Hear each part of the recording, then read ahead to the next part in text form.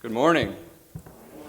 Continuing our series here on the eldership and deacons eventually. Part 2 of the who of the eldership, looking at some of these requirements or qualifications or characteristics that we read about in 1 Timothy chapter 3 and in Titus. Just a reminder, last week we looked at how God seeks aspiring men, guiltless men, and sober men to be part of the eldership of a congregation. And this week we will notice that God seeks family men, approachable men, and charitable men to be part of the eldership overseeing a congregation. And like last week, we will look at the characteristic in the Bible, define it, ask why it matters or why it's there, and then apply it, hopefully, to everybody. And I want to remind you that there's a box in the foyer labeled Eldership Questions, and there is paper and there's a pen. So as we go through this series of lessons, if there's something that I don't cover or something you wish we would have talked about, if it's a hypothetical or a scenario or anything like that, I want to encourage you to write that down and put it in the box. And Lord willing, in a couple weeks, Bob will answer all those questions. All right. But seriously. Okay. So turn, if you would, to 1 Timothy, if you're not already there. 1 Timothy chapter 3. And I know sometimes it's hard, but if you could put a finger in Titus or put a Bible marker in Titus or something. We are going to be flipping back and forth a little bit. And notice these things, all of these things to one degree or another are seen in both 1 Timothy and Titus for these qualifications that God seeks in those who would be shepherds of his flock. The first thing we're going to notice today is that God seeks family men. And the Bible has something to say about a man, how he acts in his family, how he leads his family, how he is with his wife and his children. In the first place, notice what it says in 1 Timothy chapter 3, verse 2. This is also repeated in Titus chapter 1, verse 6. It is described as the husband of one wife. So one who is an elder must be the husband of one wife. Also, we read in 1 Timothy chapter 3, verse 4, if you jump down there, he is to manage his own household well with all dignity, keeping his children submissive. And then if you look at Titus chapter 1, verse 6, if you want to flip over there, there we read that there's this characteristic that he should have, that his children are to be faithful and not open to the charge of debauchery or insubordination. So when you see all these, I think one of the things that really jumps out is that according to the New Testament, for elders, their leadership in the home is a proving ground for their leadership in the church. And that's something that Paul says specifically in 1 Timothy chapter 3, verse 5, and we'll look at that statement in a second. But that's why this is so important. You know, we might think sometimes I think, are tempted to almost break things up into different categories in our head and compartmentalize things. You know, and I do my home stuff at home, I do my church stuff at church, I do my work stuff at work, and really part of this is, hey, all those areas can be a proving ground for how we should act, period. And we're going to look at some of those things also. But let's go through all these different descriptions. The first, he's a husband of one wife. Literally, and you've probably heard this before, a one-woman man. Now, there's, I think, a couple different ways this washes out. One of them, obviously, a big concern for those in Ephesus, maybe not so much a concern for us. Obviously, if a man is going to be an elder, he cannot be a polygamist, cannot have multiple wives, he cannot be a bigamist, he cannot have two wives. That was a popular cultural thing there. And in some places in the world still is a very serious issue that people in the church have to deal with. Further, he should not be a single man, should not be a man who's never been married, obviously. If that's your condition, you're not a one-woman man. Likewise, it should not be a man in an unscriptural marriage. Jesus is very clear in Matthew chapter 5, Matthew chapter 19, among other places. You know, if a man and a woman are divorced for a reason other than adultery, and there was no indiscretion that occurred, and then they get remarried, they're adulterers. So obviously, if somebody's going to lead a congregation, that should not be their marriage situation. So a husband of one wife also, it says in 1 Timothy 3, verse 4, is to manage his own household well, with all dignity, or with all respect, depending on your translation. And I think this really speaks to, it's easy to tell that he's the head of the household. He is respected by his wife and his children. He makes, generally, as far as he can, good decisions for his family. So there's that dignity, there's that respect there, and he manages his household well. Things seem to be in order. Doesn't mean it's perfect. Nobody's household is perfect. It doesn't mean his wife doesn't help him, obviously not. But there is that degree where you can tell that he has this assertiveness and that he's fulfilling his role. And then in 1 Timothy 3:4, you see that idea of keeping his children submissive. The Bible talks about, for example, in Ephesians 6, how fathers are supposed to treat their children. And there's an indication, both in Ephesians and in Colossians, that fathers can so treat their children so as to spurn them to rebellion sometimes, right? They can discourage them or they can exacerbate them. So obviously, if a man's going to lead the flock of God, it should not be that he treats his children that kind of way. He's not provoking his children to wrath or discouragement. Hopefully his children respect him, look up to him, even if they disagree with him. Likewise, we read in Titus chapter 1, verse 6, his children are to be faithful, not open to the charge of debauchery or insubordination. So as far as the father has influence over the children, they should be respectful, they should be believing, they should be submissive. And sometimes this is controversial. What about when children grow up and you kind of have a prodigal son situation? I know families who I know for a fact, as far as they could, they did everything right. As far as the father of that household did, he exerted influence over his child while that child was in his household. He went to every church service. He was at all the Bible camps. He was memorizing his scripture verses. And then as he went out, went on his own, went to college maybe, things started to change. And I think we can all see where there is a waning of influence that a man has over his children as his children leave his household. In the first century context, children were in their parents' household a lot longer than they usually are today.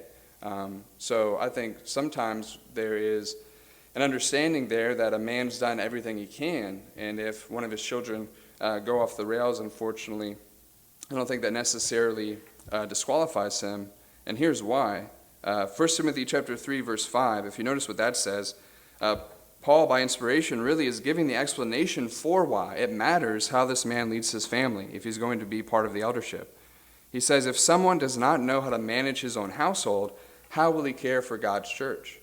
Now, obviously, there comes a time where a person is no longer part of that man's household, but hopefully, while that person was part of their household, it's very indicative to how things were managed. So that's really what it is. The home is, in some ways, a proving ground for a man's leadership in the church. And the principle really is here, I think, in 1 Timothy chapter 3, verse 5, if a man is unable to oversee the primary responsibility of his family, if his wife and kids don't respect him, if they don't follow his lead, if there is no lead set by him to follow, how can we expect that same man to help oversee a congregation that is supposed to submit to him and respect him when they're not even related to him? So again, the home is a proving ground for leadership in the church. One commentator said it should be seen in the home of these men who would be elders. We should be able to see effective exercise of authority bolstered by a character of integrity and sensitive compassion. And really, because those leadership skills will translate into the congregational setting. So how do we apply this? I know a lot of people in here maybe are not married. A lot of people in here might be women. So how does this apply for everybody? Well, first, for those who would be elders or who are elders, we must be careful to fulfill our God-given responsibilities to our families. If you're a man, if you are a husband, if you're a father, really pay attention to what the Bible says about leading your family well, leading them in a respectable or a dignified way. The text says, remembering what your household, your role in your household is, and remember that the way you act in your household isn't completely separate from these other areas of life. It leaks into, seeps into, and even might set you up for success and failure in other areas of your life. But for everyone who's in a household or will one day be in a household should pay attention to what God says about how households should operate. It's not just men who have responsibilities in families. Women have God-given responsibilities in the Bible for their families. Children have God-given responsibilities to obey their parents and to listen to them, right? So it's not just on the dad. It's not just on the mom.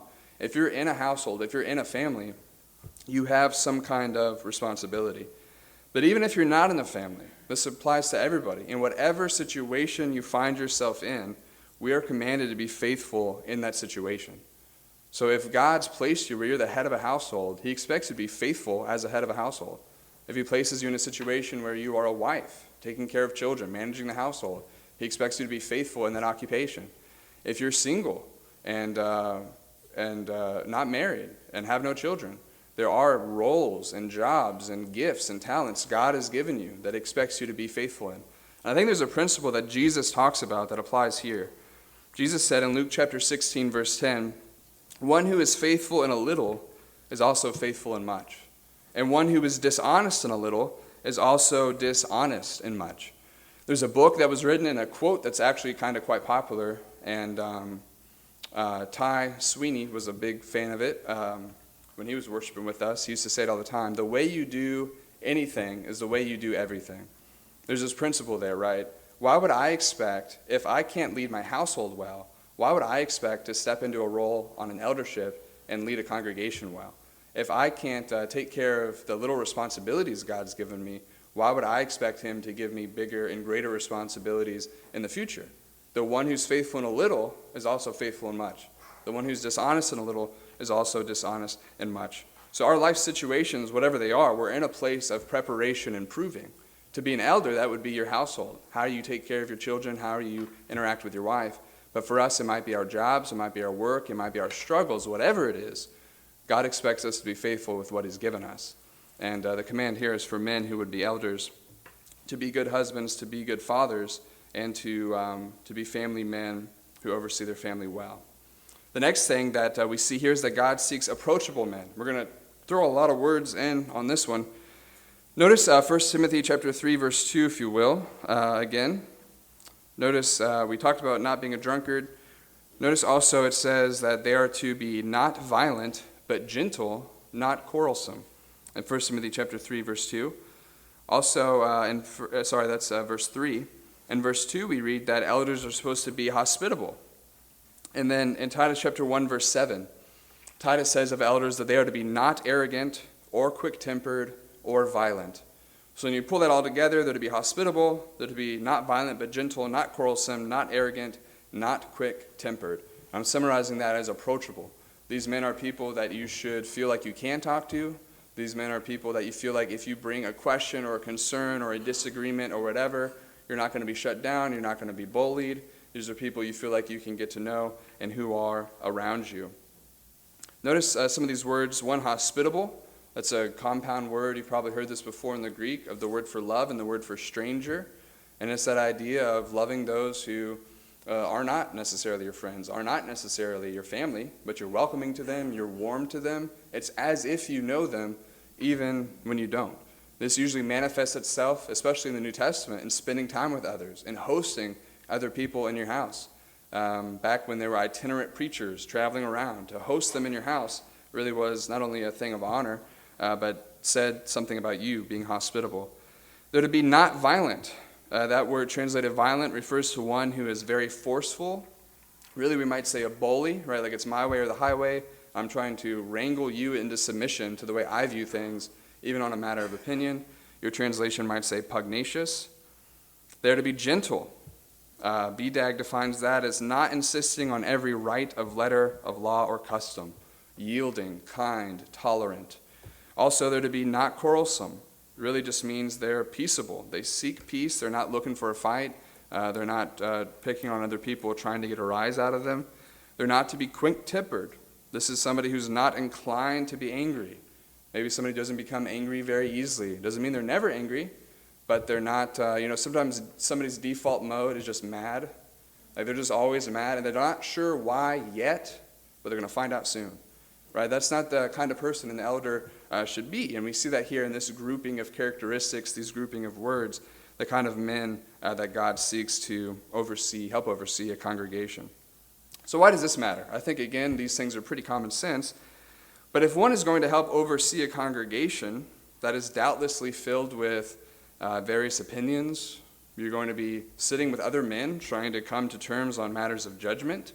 You know that you're shepherding a flock filled with diverse personalities. It's not going to be successful if you are threatening, if you're unyielding, if you're quick-tempered, if you're somebody who insists on your own way above all else. That's a quick way to sink an eldership, and not just an eldership, any team, any group of people working together. If you've got people on there who are insisting on the way they do things, and that's the only way to do it, you're going to have issues. Also, let's think about this characteristic of hospitality. Bob, in his sermon, mentioned a lot about influence. And again, when you think about influence, there's this idea that really, social media has kind of changed it a little bit, but really, we only have influence on those we spend time with. We are influenced by those we are around, or we influence those we are around. So it makes sense for these godly men, if they're to be influencing the congregation that they're helping oversee, they've got to spend time with these people if they're going to be an influence. They've got to know them. Hopefully they know what they struggle with. They know the challenges that they face. They know what's going on in their life. And the only way to do that is to be hospitable. Now, I know in the age of COVID, having somebody in your house isn't always something that everybody's comfortable with, but there's other ways. You don't have to have somebody in your house to be hospitable. You can be welcoming. You can be friendly. But that definitely is a big part of it, to get to actually know people and to spend time with them, and to not just stick with our tribe or our friends or our family, but to actually talk to and get to know members here who maybe aren't automatically the first people we would talk to. That's something that elders have a responsibility to do.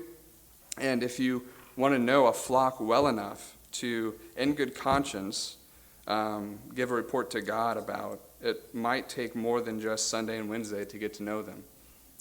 We said this before, shepherds know their sheep. They know what they need. They know what they're struggling with. And that usually takes more than 4 hours of interaction a week. Bob talked again in this sermon about Acts chapter 2, verses 40 and following, and that togetherness they had. They definitely knew each other. They knew what each other was going through, and there was that hospitality and that welcoming.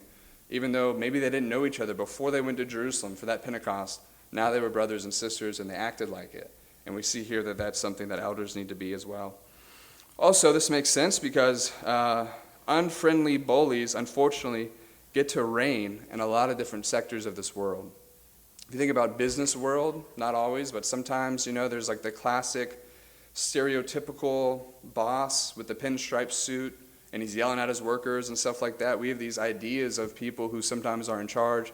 There's the baseball manager or the football coach who's always in everybody's face, always telling everybody a piece of their mind. We've got people in politics, people in government who are bullies and don't really care how other people feel or how other people think. They just want to push their own agenda. When you look around in the world, bullies kind of run the place. If you went through public school and you were picked on, hopefully you weren't a bully. If you were, hope you've repented of that. But bullies are everywhere. But in the Lord's church, bullies don't have the last say. In the Lord's church, bullies aren't the people that God seeks to lead his congregation. And we see that here in these different qualifications. So let's apply this. For those who would be elders or are elders, obviously from the text there, hospitality is a necessary ingredient to the position. And the good news is you don't have to wait until you are an elder to become hospitable. As we're going to see, this is a command for every single Christian. Man, woman, elder, not elder. We're all supposed to be hospitable in the ways we can be. So let's think about what that looks like. Hospitality is not just for elders, not just for women.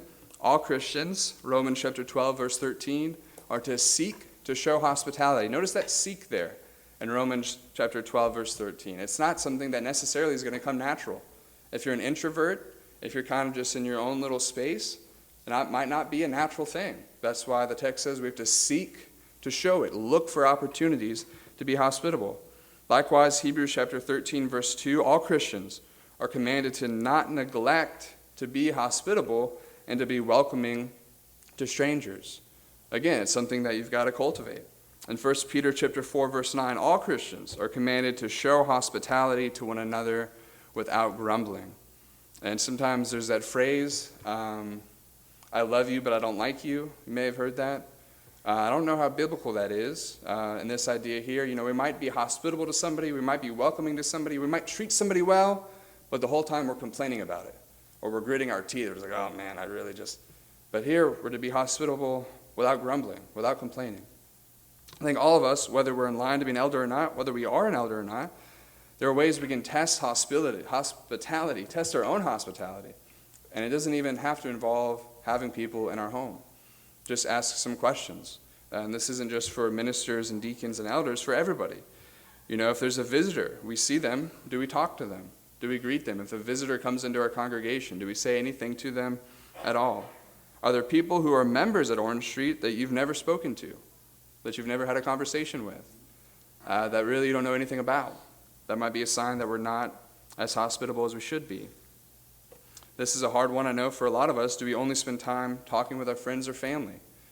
That's a hard thing. Hospitality inherently means we're loving strangers. We're loving those, being welcoming to those, being warm to those who aren't necessarily part of our tribe. Have we ever hosted anybody anywhere?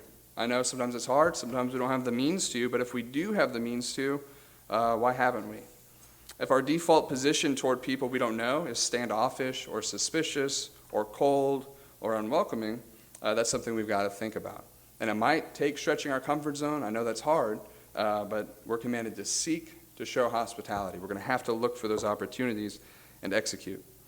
And I think when you take all of these together, not just the hospitality, but not being violent, not being quarrelsome, being peaceful, not being quick-tempered, not being arrogant, when you bring all those together, there's two things that really I think are kind of the overlooked qualifications for elders, but really are something every Christian should be involved in, and they really fit hand in hand. These characteristics are for everybody.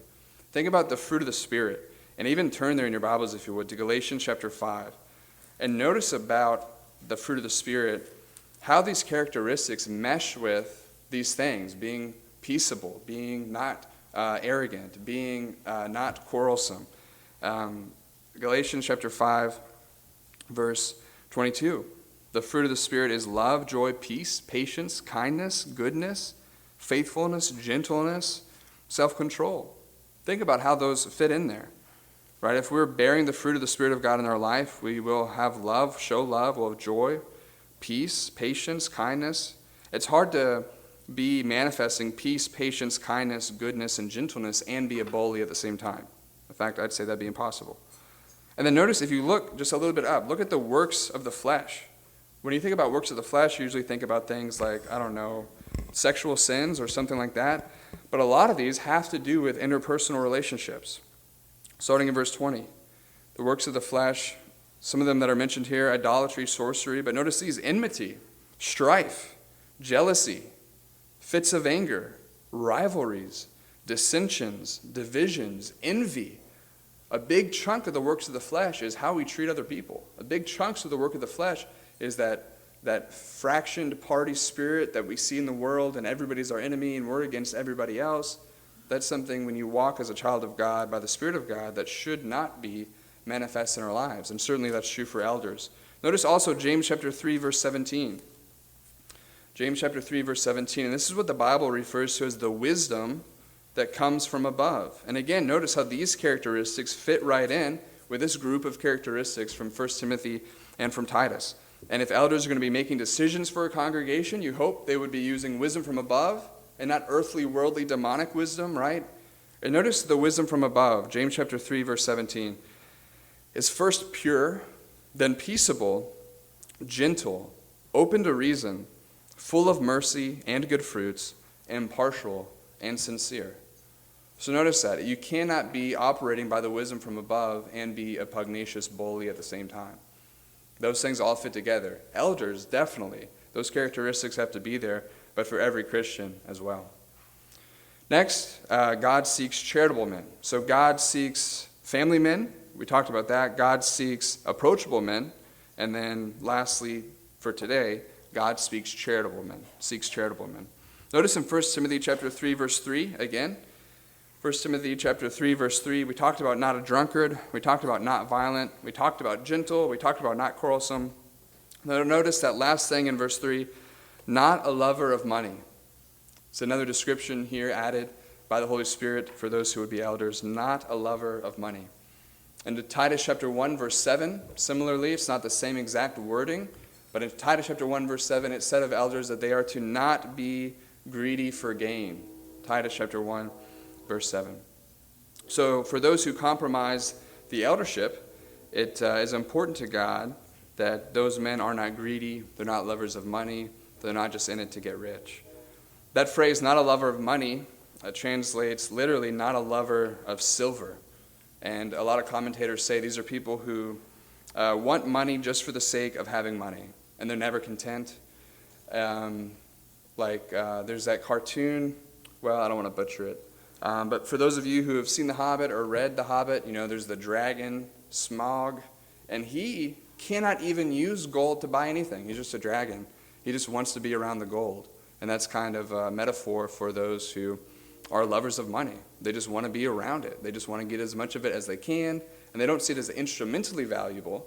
They don't see money as valuable because of what they can do with it. They just see money valuable in and of itself, and they're willing to compromise their morals to get more of it. So an elder should not be that kind of person. Also, not greedy for gain. This is somebody who's shamelessly greedy to the point of there's nothing that could possibly embarrass me to get some more money. I'm willing to do whatever it takes just to get a little bit more money to save up or whatever. So both these attributes together kind of go hand in hand. So why does this matter? A couple of reasons. Why is this in here? One, there is an indication that sometimes elders were supported by the church in the first century. If you look at 1 Timothy chapter 5, verse 17, Paul mentions by inspiration that those who are elders who preach are worthy of double honor. And the idea there, most commentators say, is almost like an honorarium, like they are being supported from the church treasury for their work as an elder, and then some of those who were preaching also. But also, even if they're not being supported by the congregation, if they're overseeing the collection for the saints, if they're overseeing the distributing of funds to all the benevolent works, if they're overseeing the distributing of funds for missionary efforts or whatever it is, obviously the group of men overseeing the money of the church, God's money, you wouldn't want them to be greedy. You wouldn't want them to be lovers of money, lest they compromise themselves and do something foolish. Also, if a man is an elder simply because he wants access to the church's money or because he desires to be rich, he cannot be trusted to do a good job. If a man seeks first money or riches or financial gain, that means he's not seeking God's kingdom first. Can't seek two things first. And a man who does not seek God's kingdom first is not fit to help oversee the church. Further, 1 Timothy chapter 6, verse 10 tells us that the love of money is a root of all kinds of evil. It doesn't mean money's evil. It doesn't mean love of money always is. But notice that it's a root of all kinds of evil. And if you think about people who are lovers of money, the things they do just to get more of it, things we've heard about on the news, things we've seen in our own life, you can see how the love of money leads to these other kinds of sins. So it shouldn't be something that describes those who are elders. This is something for everybody. Again, when you talk about applying this, all of us, whether we are seeking to be an elder or not, we need to make sure that we do not become lovers of money. And the good news is it's up to us. We decide whether or not we're a lover of money. Nobody's going to force us to do that, not to do it. It's up to us. Notice what Hebrews chapter 13, verses 5 through 6 say. And here we see not only a command for every Christian not to be a lover of money, but we see the antidote. What's the antidote to being a lover of money? How do I avoid doing that? Hebrews chapter 13, verse 5 and verse 6. Keep your life free from love of money. So again, the implication is this is something I have control over. I can live in my life in such a way that I do that I keep my life free from a love of money. And notice this, and be content with what you have. For he has said, I will not leave you nor forsake you. So we can confidently say, the Lord is my helper. I will not fear. What can man do to me? The antidote to being a lover of money is contentment. The antidote to being a lover of money is recognizing that you do have enough. Recognizing that what you have, God has blessed you with. And God, at the end of the day, not our money, not anything else, God is the one who takes care of us. And if we seek him first, he will do just that. So the antidote to the problem is given right there for us in Hebrews chapter 13. We can stay free from the love of money by being content with what we have and recognizing that money is instrumentally valuable.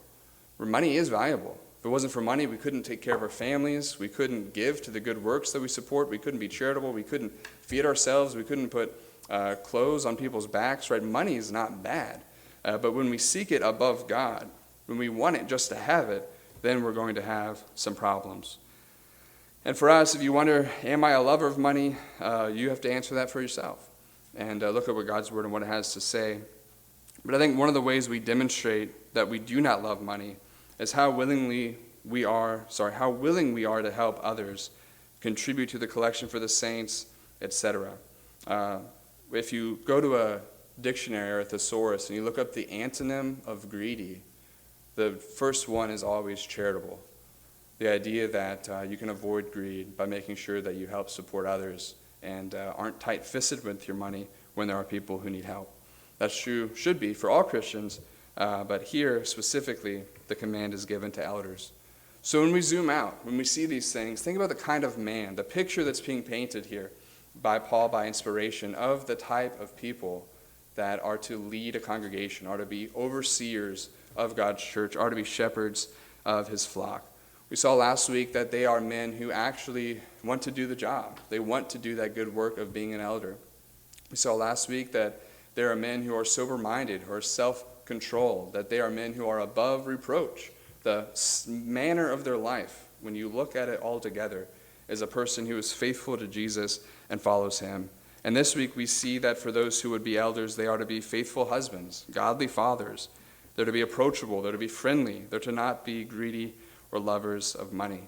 And I think we're reminded, all of us, whether we're in line to be an elder, whether we could even be an elder, we should be faithful in the relationships and situations we find ourselves in. We should be faithful with the talents and abilities God has blessed us with and the opportunities God has blessed us with.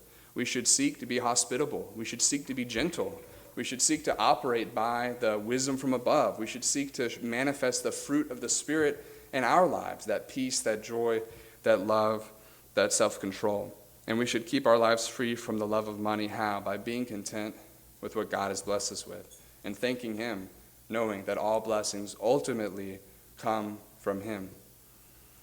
The good news for us today, if you're listening to this and you say, well, this doesn't apply to me at all, if you're not a Christian, it especially does. Because we're talking about God's institution, the church that he purchased with the blood of his own son, the most precious thing we could think about, something God's son literally died for. And if you're not a part of that today, Jesus can add you, and that's the good news. We talked about how elders are to be faithful over their households. You can be part of God's household today. We talked about how elders are to be gentle. You can be saved by a gentle Savior who's gentle and lowly in heart. We talked about how we're to not be lovers of money, but we can take hold of true riches through Jesus Christ this morning. So the invitation is extended. If there's something here that you read that and saw, well, I'm not an elder, I don't have to worry about it, but then realize it's for all Christians, I hope that you can go to God today and seek improvement, seek forgiveness. Maybe you want to put Jesus Christ on in baptism. Today is the day to do that. Won't you come forward if you need to while we stand and sing?